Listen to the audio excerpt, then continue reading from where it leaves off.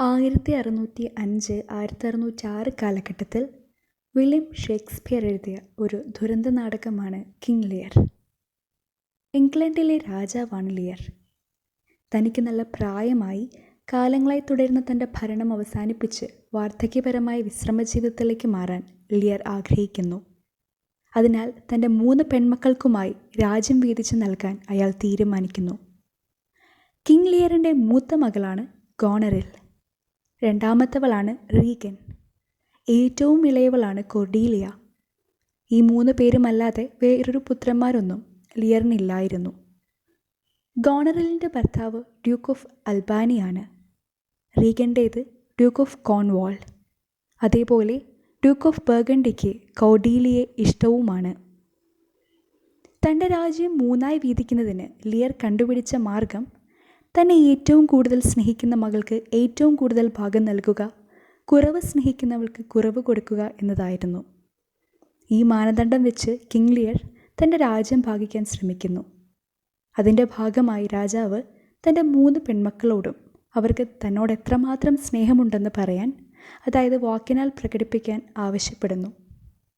അതിന് മറുപടിയായി മൂത്ത മകളായ ഗോണറിൽ, ഈ ലോകത്തിലെ സകല മനുഷ്യരെയും വസ്തുവിനേക്കാൾ എല്ലാത്തിനും ഉപരിയായി ഞാൻ എൻ്റെ പിതാവിനെ സ്നേഹിക്കുന്നുവെന്ന് പറയുന്നു.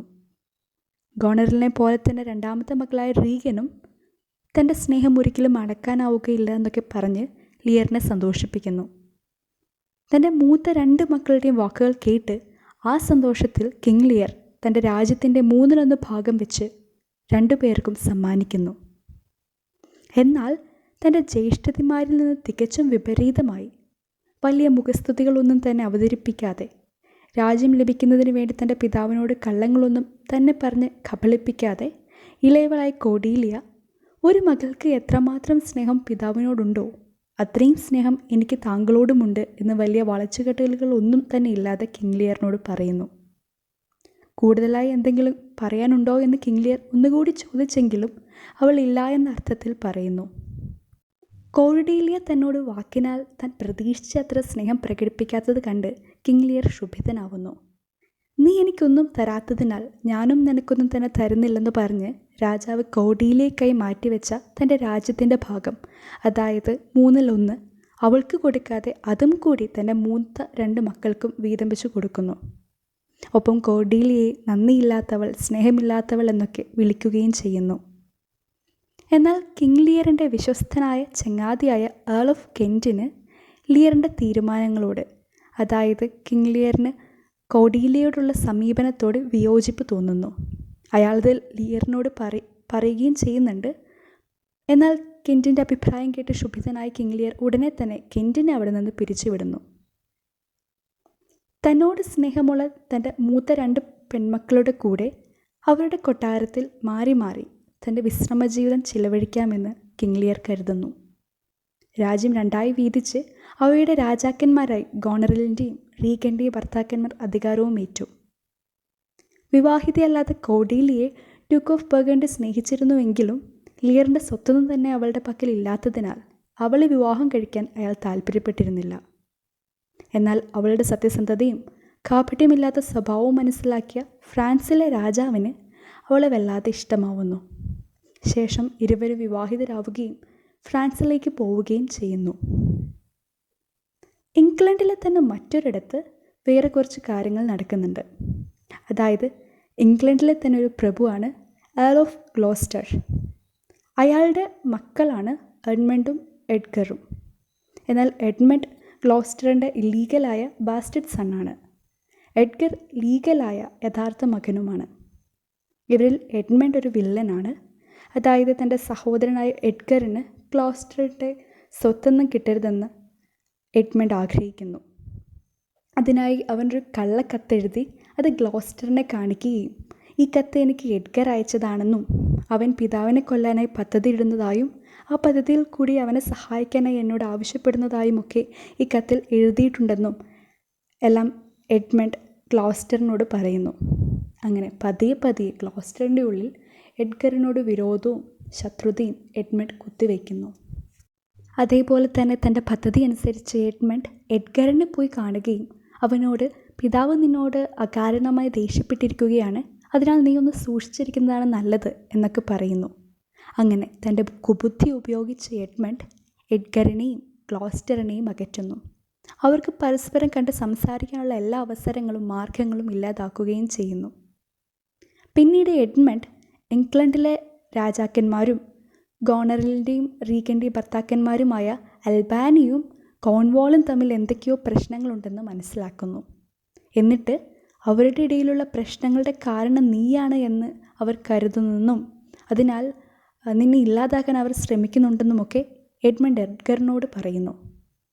ഇതെല്ലാം എഡ്മണ്ടിൽ നിന്ന് കേട്ട എഡ്ഗർ താനൊന്നും ചെയ്തിട്ടില്ല, താൻ നിരപരാധിയാണ് എന്നൊക്കെ പറയുന്നുണ്ടെങ്കിലും എഡ്മണ്ടിൻ്റെ ഉപദേശപ്രകാരം എഡ്ഗർ തൻ്റെ പ്രാണരക്ഷാർത്ഥം അവിടെ നിന്ന് പോകുന്നു.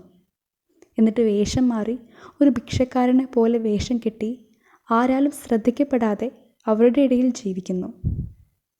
എഡ്ഗറിനെ ദാരിദ്ര്യത്തിലേക്കും അനാഥത്വത്തിലേക്കുമൊക്കെ തള്ളിവിട്ടതിന് ശേഷം എഡ്മണ്ട് സ്വന്തം വാളിനാൽ സ്വയം കുത്തി മുറിവേൽപ്പിച്ച് ഗ്ലോസ്റ്ററിൻ്റെ അടുത്തേക്ക് പോകുന്നു. എന്നിട്ട് രക്തം പുരണ്ട മുറിവ് ഗ്ലോസ്റ്ററെ കാണിച്ചുകൊണ്ട് എഡ്ഗർ പിതാവിനെ അപായപ്പെടുത്താൻ ശ്രമിക്കുകയായിരുന്നു, പക്ഷെ ഞാൻ അവനെ തടഞ്ഞു, അതിനാൽ അവൻ എന്നെ ഉപദ്രവിച്ചു എന്നൊക്കെ വിഷാദം അഭിനയിച്ച് പറയുന്നു. ഇതും കൂടി കേട്ട ഗ്ലോസ്റ്റർ എഡ്മണ്ടിനെ വളരെയധികം വിശ്വസിക്കുകയും അവന് തന്നോടുള്ള സ്നേഹമോർത്ത് സന്തോഷിക്കുകയും ഒപ്പം എഡ്ഗറിൻ്റെ ക്രൂരത ഓർത്ത് അവനോട് ക്രുദ്ധനാവുകയും അവനെ ശപിക്കുകയും കൂടാതെ അവനെ നാട് കടത്താൻ കൽപ്പിക്കുകയും ചെയ്യുന്നു. അങ്ങനെ കിങ് ലിയറിനെ പോലെ തന്നെ ഗ്ലോസ്റ്ററും കുബുദ്ധിയുള്ള മക്കളുടെ കാപട്യത്തിലും വഞ്ചനയിലും അറിയാതെ വീണ് നല്ലവരായ മക്കളെ സ്വയം അകറ്റുന്നു.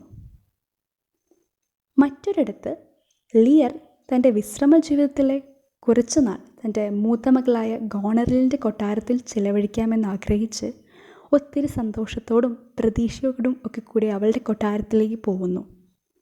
എന്നാൽ അന്ന് സ്വത്ത് ഭാഗം ചെയ്തപ്പോൾ കണ്ട ഗോണറിലല്ലായിരുന്നു ഇപ്പോൾ കിങ് ലിയറിൻ്റെ മുമ്പിൽ നിൽക്കുന്നത്. ഒത്തിരി ആഡംബരങ്ങളോടുകൂടി എഴുന്നള്ളി വന്ന അവൾ വേണമെങ്കിൽ പിതാവിനെ ഇവിടെ താമസിപ്പിക്കാം, പക്ഷേ പിതാവിൻ്റെ കൂടെയുള്ള ഉപദേഷ്ടാക്കളെയും പരിചാര വൃന്ദങ്ങളെയും ഇവിടെ താമസിപ്പിക്കാൻ പറ്റുകയില്ല എന്ന് കർക്കശമായി ലിയറിനോട് പറയുന്നു. തീരെ അപ്രതീക്ഷിതമായി ഗോണറിൽ നിന്ന് ഇത്തരം വാക്കുകൾ കേട്ട ലിയർ തികഞ്ഞ വിഷമത്തിൽ അവളെ ശപിക്കുകയും ഒപ്പം രണ്ടാമത്തെ മകളായ റീഗൻ്റെ കൊട്ടാരത്തിലേക്ക് പോവുകയും ചെയ്യുന്നു. എന്നാൽ ഗോണറിലൊരു സെർവൻ്റായ ഓസ്വാൾഡ് വഴി റീഗൻ ഒരു സന്ദേശം അയക്കുന്നു. ആ സന്ദേശത്തിൽ പിതാവ് എന്നെ കാണാൻ ഇപ്പോൾ വന്നിരുന്നു, ഞാൻ ഇങ്ങനെയൊക്കെ ചെയ്തു എന്നൊക്കെ പറഞ്ഞ് ഉണ്ടായ കാര്യങ്ങളെല്ലാം ഗോണറിൽ റീഗനോട് വിശദീകരിച്ചിരുന്നു. ലിയർ റീഗൻ്റെ കൊട്ടാരത്തിൽ എത്തുന്നതിന് മുമ്പേ റീഗന് ഗോണറിലിൻ്റെ സന്ദേശം കിട്ടിയിരുന്നു. അതിനാൽ പിതാവ് തൻ്റെ കൊട്ടാരത്തിലെത്തിയപ്പോൾ റീഗനും ഗോണറിൽ ചെയ്തതുപോലെ തന്നെ ലിയറിനെ ആട്ടിപ്പായിക്കുന്നു. ചുറ്റുപാട് മുഴുവനും കൊടുങ്കാറ്റും മറ്റുമായിട്ട് പോലും ആരും പിതാവിനെ കൊട്ടാരത്തിൽ സ്വീകരിച്ചില്ല, പരിചരിക്കുകയും ചെയ്തില്ല. തൻ്റെ 2 മക്കളും തൻ്റെ എല്ലാ സമ്പത്തിൻ്റെയും സ്നേഹത്തിൻ്റെയും ഉടമകളായ അവർ തന്നെ ഇപ്രകാരം ഉപേക്ഷിക്കുമെന്നും പുച്ഛിക്കുമെന്നും അവഗണിക്കുമെന്നും ഒക്കെ ലിയർ ഒരിക്കലും കരുതിയിരുന്നില്ല.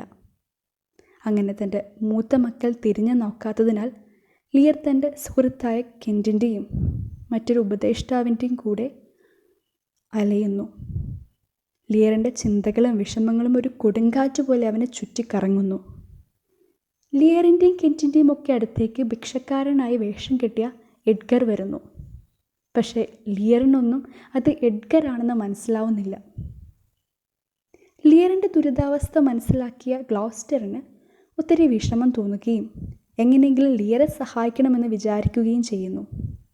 അതിൻ്റെ ഭാഗമായി അവൻ ഫ്രാൻസിലുള്ള കോഡീലിയയ്ക്ക് ലിയറിൻ്റെ ഇപ്പോഴത്തെ അവസ്ഥകളെപ്പറ്റി പറഞ്ഞുകൊണ്ട് ഒരു കത്ത് എഴുതുന്നു. തൻ്റെ പിതാവിൻ്റെ ദുരിതാവസ്ഥ മനസ്സിലാക്കിയ കോഡീലിയ ക്രുദ്ധയായി ഫ്രാൻസിലെ ആർമിയെ കൊണ്ട് ഇംഗ്ലണ്ടുമായി യുദ്ധത്തിനായി പടയൊരുക്കം നടത്തുന്നു. താനിങ്ങനെ കോഡിലേക്ക് കത്തെഴുതിയ കാര്യം ഗ്ലോസ്റ്റർ പിന്നീട് എഡ്മണ്ടിനോട് വിശ്വസ്തതാപൂർവ്വം പറയുന്നു. പക്ഷേ കുരുട്ടുബുദ്ധിക്കാരനായ എഡ്മണ്ട് ഈ രഹസ്യം റീഗൻ്റെ ഭർത്താവായ ഡ്യൂക്ക് ഓഫ് കോൺവാളിനോട് പറയുന്നു. തൻ്റെ രാജ്യത്തെ കാര്യങ്ങൾ പുറത്തുപോയി അവതരിപ്പിച്ചതിനാലും രാജ്യത്തെ വലിയൊരു യുദ്ധത്തിലേക്ക് തള്ളിവിടാൻ ശ്രമിച്ചതിനാലുമൊക്കെ കോൺവാളും ഗോണറിലും റീഗനും സുരക്ഷാ സേനയും ഒക്കെ കൂടി ഗ്ലോസ്റ്ററെ രാജ്യദ്രോഹിയായി മുദ്രകുത്തുകയും തടവിലാക്കുകയും ചെയ്യുന്നു. ശേഷം രാജ്യദ്രോഹ കുറ്റം ചുമത്തി അവർ ഗ്ലോസ്റ്ററുടെ ഇരു കണ്ണുകളും ചൂഴ്ന്നെടുത്ത് വെളിയിൽ ഉപേക്ഷിക്കുന്നു. അങ്ങനെ കിങ് ലിയറിനെ പോലെ തന്നെ ഗ്ലോസ്റ്ററിനും അത്യാഗ്രഹികളും ദുഷ്ടന്മാരുമായ മക്കളാൽ യാതനകൾ അനുഭവിക്കേണ്ടി വരുന്നു. തൻ്റെ യജമാനായ ഗ്ലോസ്റ്ററെ രക്ഷപ്പെടുത്താൻ ഇതിനിടയിൽ ഗ്ലോസ്റ്ററിൻ്റെ ഒരു സെർവൻറ്റ് ശ്രമിച്ചിരുന്നു. പക്ഷേ അയാളുടെ ശ്രമങ്ങൾ വിഫലമായെങ്കിലും അയാൾ കോൺവാളിനെ കഠിനമായി മുറിവേൽപ്പിക്കുകയും തന്മൂലം റീഗൻ്റെ ഭർത്താവായ ഡ്യൂക്ക് ഓഫ് കോൺവാൾ മരിക്കുകയും ചെയ്യുന്നു. തികച്ചും ഒറ്റപ്പെട്ട് അനാഥനായി വെളിയിലെറിയപ്പെട്ട ഗ്ലോസ്റ്ററെ ഭിക്ഷക്കാരനായ ടോം എന്ന പേരിൽ വേഷം കെട്ടിയിരിക്കുന്ന അയാളുടെ യഥാർത്ഥ മകനായി എഡ്ഗർ സംരക്ഷിക്കുന്നു. എഡ്മണ്ടിനെ വിശ്വസിച്ച് എഡ്ഗറെ ഉപേക്ഷിച്ചതിനാൽ ആ കുറ്റബോധത്തിൽ നീറുന്ന ഗ്ലോസ്റ്റർ ആത്മഹത്യ ചെയ്യാൻ ആഗ്രഹിക്കുന്നുണ്ടെങ്കിലും എഡ്ഗർ തൻ്റെ പിതാവിനെ അത്തരം ചിന്തകളിൽ നിന്ന് മാറ്റി ലിയറിൻ്റെയും കെൻറ്റിൻ്റെയും ഉപദേഷ്ടാവിൻ്റെയും അടുത്തേക്ക് കൊണ്ടുപോകുന്നു. എന്നാലും തന്നെ ഇത്രയേറെ സഹായിക്കുന്ന ആ യുവാവ് തൻ്റെ മകനായ എഡ്ഗർ ആണെന്ന് ഗ്ലോസ്റ്ററിന് മനസ്സിലാവുന്നില്ല. എഡ്ഗർ സ്വയം പറഞ്ഞ് മനസ്സിലാക്കിപ്പിക്കാൻ ശ്രമിക്കുന്നുമില്ല. അങ്ങനെ ലിയറും ഗ്ലോസ്റ്ററും എല്ലാം ചേർന്ന് തങ്ങൾക്ക് പറ്റിയ അബദ്ധങ്ങളെയും ചതികളെയും ഒക്കെ ആലോചിച്ച് പറഞ്ഞ് ഒരുമിച്ച് ഒരു ഫോറസ്റ്റിൽ ചെലവഴിക്കുന്നു. ഇതേ സമയം തന്നെ കൊട്ടാരത്തിൽ തൻ്റെ ഭർത്താവായ ഡ്യൂക്ക് ഓഫ് കോൺവാൾ മരിച്ചതിനാൽ റീഗൻ എഡ്മണ്ടിനെ വിവാഹം ചെയ്യാൻ ആഗ്രഹിക്കുന്നു. അതേപോലെ തന്നെ ഗോണറിലിനും എഡ്മണ്ടിനെ ഇഷ്ടമാണ്. കാരണം അവളുടെ ഭർത്താവായ ഡ്യൂക്ക് ഓഫ് അൽബാനി നല്ലവനായിരുന്നു. അയാൾക്ക് കിങ് ലിയറിനോട് ഗോണറിലും റീഗനും കാണിക്കുന്ന വഞ്ചനകൾ തീരെ ഇഷ്ടമല്ലായിരുന്നു.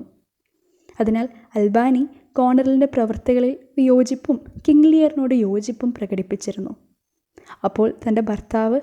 അപ്പോൾ തൻ്റെ ഇഷ്ടങ്ങൾക്കും ആഗ്രഹങ്ങൾക്കും എതിരായിരുന്നതിന് ഗോണറിൽ തൻ്റെ ഭർത്താവായ അൽബാനിയെ കൊല്ലാനും ശേഷം എഡ്മണ്ടിനെ വിവാഹം കഴിക്കാനും ആഗ്രഹിച്ചിരുന്നു. പക്ഷേ അപ്പോഴാണ് റീഗന് എഡ്മണ്ടിനോടുള്ള ഇഷ്ടം ഗോണറിൽ മനസ്സിലാക്കുന്നത്. സ്വന്തം ആഗ്രഹങ്ങൾ നടക്കുവാൻ വേണ്ടി എന്തും ചെയ്യാൻ മടിക്കാത്ത ക്രൂരയായ ഗോണറിൽ എഡ്മണ്ടിനെ സ്വന്തമാക്കാൻ വേണ്ടി സ്വന്തം സഹോദരിയായ റീഗന് വിഷം കൊടുത്തു കൊല്ലുന്നു. ശേഷം എങ്ങനെയെങ്കിലും അൽബാനിയെ കൂടി കൊല്ലണമെന്നും എഡ്മണ്ടിനെ വിവാഹം കഴിക്കണമെന്നും പദ്ധതിയിടുന്നു. താൻ ജീവിതത്തിൽ ചെയ്തു പോയ തെറ്റുകൾ ഓർത്ത് വിലപിച്ച് ലിയറിൻ്റെ സമനില തെറ്റാറായി തക്ക സമയത്താണ് പിതാവിനെ രക്ഷിക്കാനായി കോഡിയിലി എത്തുന്നത്. അവൾ വന്ന് പിതാവിനെ പരിചരിക്കുന്നു. ഒപ്പം പിതാവിൻ്റെ നല്ല ആരോഗ്യത്തിനായി ഒരു ഡോക്ടറെ കാണിക്കുകയും ചെയ്യുന്നു. ശേഷം ഇംഗ്ലണ്ടും ഫ്രാൻസും തമ്മിൽ പൊരിഞ്ഞ യുദ്ധം നടക്കുന്നു. പക്ഷേ എഡ്മണ്ടിൻ്റെ കീഴിലുള്ള ഇംഗ്ലണ്ട് സൈന്യം ഫ്രാൻസിനെ തോൽപ്പിക്കുകയും ലിയറിനെയും കോഡീലിയെയും ബന്ദിയാക്കുകയും അവരെ കൊല്ലാനായി ഉത്തരവിടുകയും ചെയ്യുന്നു. യുദ്ധത്തിനിടയിൽ ഗ്ലോസ്റ്ററിന് മരിക്കുന്നു. തൻ്റെ പിതാവ് മരിച്ചതിൻ്റെ ദേഷ്യത്തിൽ എഡ്ഗർ എഡ്മണ്ടിനോട് സ്വയം വെളിപ്പെടുത്താതെ തന്നെ ഒരു ഡ്യുവലിനെ വെല്ലുവിളിക്കുകയും ഇരുവരും തമ്മിലുള്ള പോരാട്ടത്തിനിടയിൽ വെച്ച് എഡ്ഗർ എഡ്മണ്ടിനെ കൊല്ലുകയും ചെയ്യുന്നു. ഇതിനിടയിൽ തന്നെ കൊല്ലാനും എഡ്മണ്ടിനെ വിവാഹം കഴിക്കാനുമൊക്കെ ഗോണറിൽ പദ്ധതിയിട്ടതായി ഡ്യൂക്ക് ഓഫ് അൽബാനി മനസ്സിലാക്കുന്നു. അപ്പോൾ തൻ്റെ പതനം അടുത്തെത്തിയെന്ന് മനസ്സിലാക്കിയ ഗോണറിൽ ഉടനെ തന്നെ ആത്മഹത്യ ചെയ്ത് സ്വയം ഇല്ലാതാകുന്നു. അങ്ങനെ എഡ്മണ്ട് ഉൾപ്പെടെ എല്ലാവരും മരിച്ചതിനാൽ ഡ്യൂക്ക് ഓഫ് അൽബാനിക്ക് രാജാധികാരം കിട്ടുന്നു. അധികാരം കിട്ടിയ പാടെ ബന്ദിയാക്കപ്പെട്ടിരിക്കുന്ന കിങ് ലിയറിനെയും കോഡിയിലെയും വധിക്കേണ്ടെന്ന് അയാൾ ഉത്തരവിടുന്നു. വധശിക്ഷയ്ക്കുള്ള ഉത്തരവ് അൽബാനി പിൻവലിച്ചെങ്കിലും അപ്പോഴേക്കും കോഡിയിലെ കൊല്ലപ്പെട്ടിരുന്നു. തൻ്റെ മുൻപിൽ വെച്ച് നിരപരാധിയും യഥാർത്ഥത്തിൽ തന്നെ സ്നേഹിച്ചവളുമായ മകൾ മരിക്കുന്നത് കണ്ട് കിങ് ലിയർ തളരുന്നു. അയാൾ അവളുടെ മൃതദേഹം വലിച്ചെടുപ്പിക്കുകയും സ്നേഹത്തോടെ ചുംബിക്കുകയും താൻ ചെയ്ത തെറ്റിന് മാപ്പ് ചോദിക്കുകയും ചെയ്യുന്നു. അവളായിരുന്നു തന്നെ യഥാർത്ഥമായി സ്നേഹിച്ചതെന്ന് ലിയറിന് മനസ്സിലായപ്പോഴേക്കും അവൾ മരിച്ചു പോയിരിക്കുന്നു. അങ്ങനെ കുറ്റബോധത്താലും മകളോടുള്ള സ്നേഹത്താലും കിങ് ലിയർ നെഞ്ചുപൊട്ടി മരിക്കുന്നു. അങ്ങനെ പിതാവിൻ്റെ പ്രിയപ്പെട്ട മകളും ഒരുമിച്ച് മരിച്ചു കിടക്കുന്നു. അങ്ങനെ ഒട്ടുമിക്ക എല്ലാവരും മരിച്ചപ്പോൾ ബാക്കിയായത് ഡ്യൂക്ക് ഓഫ് അൽബാനിയും എഡ്ഗറും കെൻറ്റുമാണ്. അൽബാനി തനിക്ക് രാജഭരണം വേണ്ട, നിങ്ങൾ ഇരുവരും ഇംഗ്ലണ്ട് ഭരിക്കണമെന്നാവശ്യപ്പെടുന്നു. പക്ഷേ കെൻറ്റും അൽബാനിയെ പോലെ ഭരണം ആഗ്രഹിച്ചിരുന്നില്ല. ഒടുവിൽ എഡ്ഗറിനെ എല്ലാവിധത്തിലും ഇംഗ്ലണ്ടിൻ്റെ രാജാവാകാൻ യോഗ്യനായി തിരഞ്ഞെടുക്കുകയും രാജാവാക്കുകയും ചെയ്യുന്നതോടെ കിങ് ലിയർ എന്ന നാടകം അവസാനിക്കുന്നു.